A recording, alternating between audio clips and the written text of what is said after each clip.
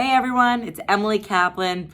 Right now I'm sitting in a hotel room. It's the day after a game, and I've made so many calls lately about what's going to go on at the NHL trade deadline, calling sources around the league, and I probably should start sharing some of that information with you guys. So right now today, I'm going to tell you about the New York Rangers and what I'm hearing about their plans ahead of the March 8th trade deadline.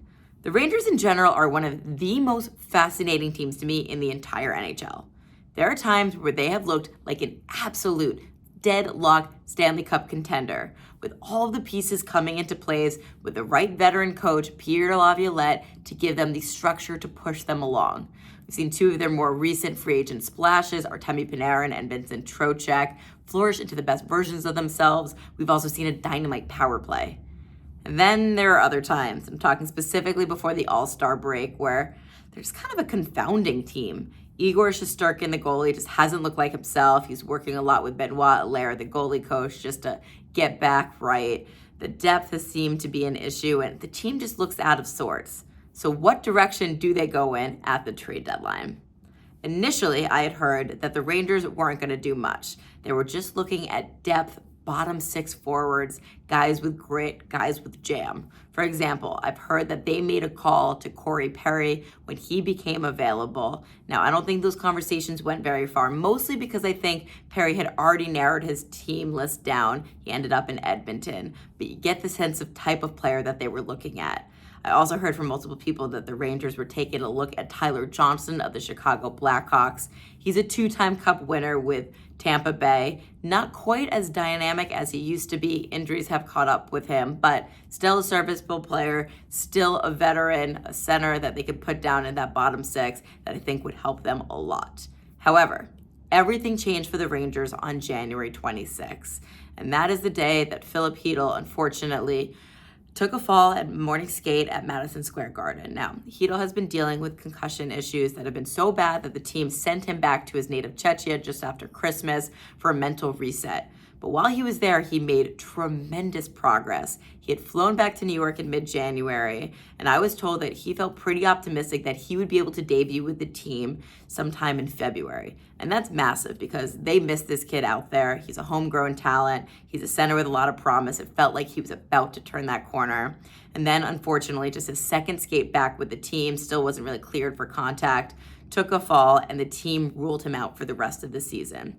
Of course, number one priority and focus is the well-being of Phil Chytil. I hope that he's okay. I hope that he uses this time to recover, to come back stronger than ever. We do hope to see him back next season and just really living a healthy and happy life. But our focus right now will be on the second half of the season from the Rangers, and we know he's unavailable. We know now that they have his $4.44 million cap hit that they can play with. Previously, they just didn't have that much cap space. They were going to have to get very creative. Now they have that, and I think that's going to allow them to make multiple moves. Now, that has been their MO the last couple seasons, right? 2 years ago, we saw them add Frank Vatrano and Andrew Kopp. Those guys helped them out a lot. The Rangers made it all the way to the Eastern Conference Final. Last year, we saw them add Patrick Kane, Vladimir Tarasenko. So success, but again, we've seen them wanting to go all in. I've heard from a couple different people that I'm not so sure the Rangers want to give up a first-round draft pick this year. Darren Dreger, very trusted peer who works for TSN, reported it's because James Dolan, who's the owner of the Rangers, who also owns the Sphere in Vegas, which is the host of the draft in 2024, wants that first-round pick to make a splash to announce his new New York Ranger at his venue in front of a crowd. Awesome. Super cool. I like that move. I also think just in general, they might not want to be that aggressive. Some of the players that I've heard that they've looked at. So we know that they would like some center depth. The two top centers are already off the board. That's Sean Monahan and Elias Lindholm. I'm not sure that the Rangers were able to give up all of those assets that the Canucks gave up for Lindholm anyway. Adam Henrique is with the Ducks. There's a ton of smoke around the situation of the Rangers scouting him out. Keep an eye on that one. Another guy that I've heard the Rangers might want to take a flyer on, a little lesser known player, but really high upside. He's had some ups and downs in his career so far. That's Jack Roslovic of the Columbus Blue Jackets. He would be an intriguing piece there. Also, a couple people have pointed to me that Kevin Hayes of the St. Louis Blues is available. He is a former Ranger. The Blues are kind of making the second half push, and they have an ability to make the playoffs, but GM Doug Armstrong clearly isn't happy with the full makeup of his team. He's already made the coaching change. I do know, I've heard from a couple people that Kevin Hayes could be available, but if he were to come to the Rangers or any other team, it absolutely would have to involve the Blues retaining 50% of his salary. Another thing just to keep in mind with the Rangers as they make their ads is I think that motor and speed is important to them. It's one of the reasons that they did part with Nick Bonino. They put him on unconditional waivers for purpose of buyout contract termination. He didn't want to report to Hartford. He was such a beloved veteran, really great in the room, and worked so hard. Just age and speed just weren't gelling with the team, and they had to make a very tough business decision. So as I talk about other players here, just keep that in mind. That's one of the philosophies that they're going through here. There's a couple players on the Kraken. They're a team that haven't decided whether they're going to be sellers yet. They're kind of on that bubble. Ron Francis keeps things very close to the vest. He's their GM.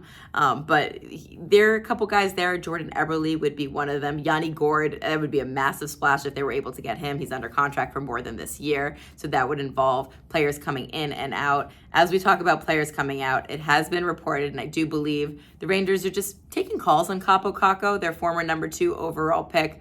I wouldn't classify it as them shopping him, but if they want to bring in impact players, they know they need to move some out on the roster. And Kakko is a player that has tried to find his footing in New York and at times is just on the cusp, hasn't seen it yet. I think the Rangers would like to exercise some more patience, but if the right deal comes about, Kaapo Kakko could be on the way out.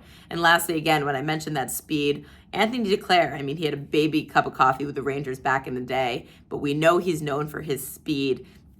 He hasn't had the greatest season in San Jose. Who's had the best season in San Jose under former Rangers coach David Quinn? They're bad by design. They're trying to rebuild. But that's another type of winger or player that they could add that would bolster their middle six. So to recap, the Rangers, they're going for it this year, just not fully going for it. I think that they're going to try to add multiple forwards at the trade deadline. I will keep you guys posted over the next several weeks when I hear more updated information, and we'll go from there. But we'll be covering the entire NHL trade deadline on ESPN, all of the platforms. Make sure you tune in.